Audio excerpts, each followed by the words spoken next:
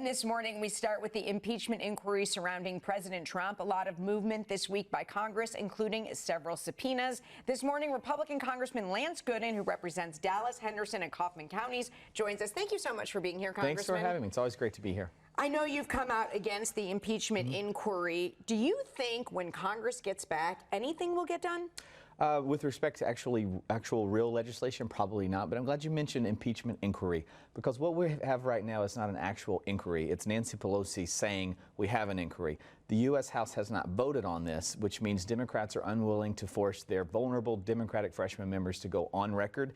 They're also refusing to give Republicans subpoena power, which is what happened in the Clinton and Nixon impeachment proceedings. And in the last 25 years, the U.S. House has impeached 3 federal officials, 2 judges, and Bill Clinton. In all 3 circumstances, the full U.S. House voted to initiate an inquiry. That's not happening here, which is why the president's refusing to cooperate, and he should refuse. Do you think it, first of all, there's nothing in the Constitution that says it has to happen. It's just been like that, as you mentioned, for the past 25 years. But do you think it will happen eventually? I do think it will happen. Right. And one of the reasons I think it will happen is because Democrats aren't defending this process. Nancy Pelosi said after the first few days, there's nothing in the Constitution that requires it. But as the 2 weeks have drug on since she said that, keep in mind, 3 days after she made her announcement of opening her inquiry, we all left town for 2 weeks. So everything you've watched in the last 2 weeks has happened without Congress being in Washington. And I think the discussion, it's going to be very difficult for Democrats to refuse us that very important vote for the American people, not just for the members of Congress. Okay, so if the vote happens, do you think that the Republicans in the White House should cooperate? Absolutely. And the White House has said that. They said if this is not a kangaroo court and this is an actual legitimate inquiry, we're happy to cooperate. So let's do it in a legitimate way if we're going to actually go down this road. I've heard Nancy Pelosi say over the last 2 weeks that this isn't about politics. This is about the U.S. Constitution. This is about the rule of law. No one's above the law. If this is so important, if this is so much about the Constitution and not about politics, put it on the floor for a vote. Very simple. Do you think Democrats should impeach? Do you think Trump should be impeached? Of course not. Of course you don't. This whole thing's ridiculous. All right, well, let me ask you this then. You say it's ridiculous. Do you condone the call with the Ukrainian? So I'm glad you asked that. Sure. Everyone watching knows what's coming next in your question, because news media, good people like yourselves have said for the last 2 weeks, the key question that news media are trying to get Republicans on record of saying is, right, is that appropriate? Is that conversation appropriate? Was it not appropriate?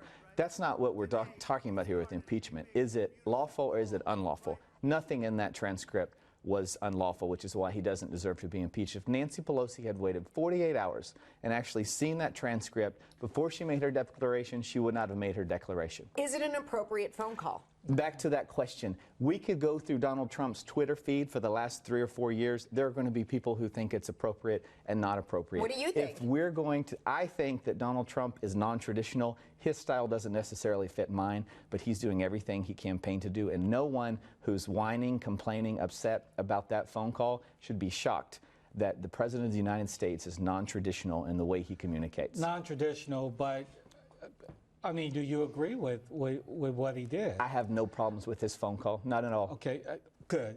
You just answered the question. And let me ask you this.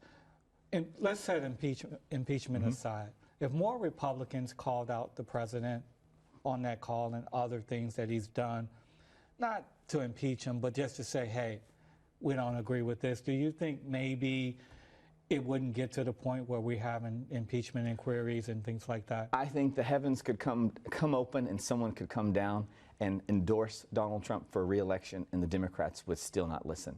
There's nothing this president can do that will appease the far left. Nancy Pelosi is the only person who, in leadership, who has said no to impeachment. She doesn't even believe in this, but she's caved to the far left that have pushed her in this direction. There's nothing this president can do that will make Democrats happy or willing to work with him before the election. And the counter argument is there's nothing this president can do to get Republicans to be critical of him. That's absolutely not true. Except for what I'm about to ask you. There you go. The situation in Syria and along the Turkish border and the Kurds. What about that pulling U.S. troops from that area. This president is executing on yet another campaign promise, and that was to pull us out of needless wars, expensive wars, wars that don't concern us. He pulled us out of here. I believe there's more to the story that's going to come out in the next week or so, but I absolutely trust the president. And if other countries, the next question you may ask is, well, what about Russia and Iran? They're going to move in. This is Syria. This is an area that we've already ceded to Russia because President Obama refused to do anything when we had a chance to do something about the dictator there. What about leaving an ally out to hang dry because an ally where about 11,000 lives were lost fighting ISIS and all of that, and just to leave them out there now? I mean, is that right? I'm not saying I love it, but I believe that this president knows more about the issue than the rest of us do, and in the coming week I believe we will learn more. And I also fully support the president's desire and my constituents' desire to get us out of needless wars. That's something he campaigned on, and that's what's so upsetting to so many, is the president is executing on his agenda that he campaigned on. People don't like it. Let's turn a little bit to what I began with Congress. I mean, Congress is very divided. Will we see an infrastructure bill get done? Will there be bills that people in North Texas want? The answer is I think probably so before 2 weeks ago when Democrats said, let's go down this road of impeachment. I believe that the U.S., Canada, Mexico trade agreement, for example, is one of those bipartisan issues that Democrats are for. Privately and publicly, they say they're for it.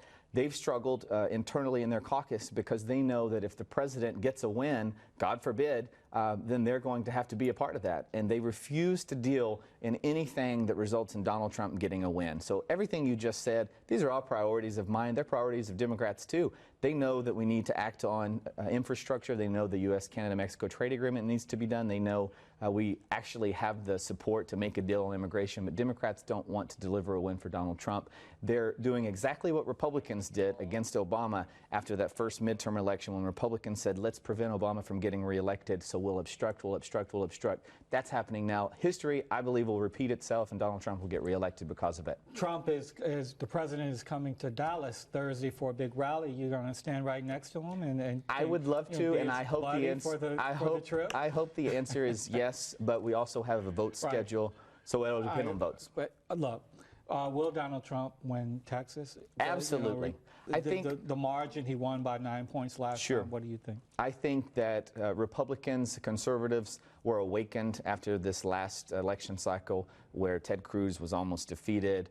We lost seats in the State House. Republicans across the state have awakened and said we've got to engage better than we have. We've rested on our laurels in past election cycles. There is no Republican taking things lightly. Both Democrats and Republicans across the state of Texas equally, to me, say there's a 50-50 shot the House goes Democrat. Because Republicans know that, we have awakened and we are working hard to make sure that doesn't happen because Democrats know that. They're pouring resources into this state like never before. So I think you'll see a ton of money being spent. I'm sure you all will make a lot of money on commercials throughout the election cycle. Okay. Well, we're going to leave it there, Congressman. Thanks so much for being with us. Next time. Thank you.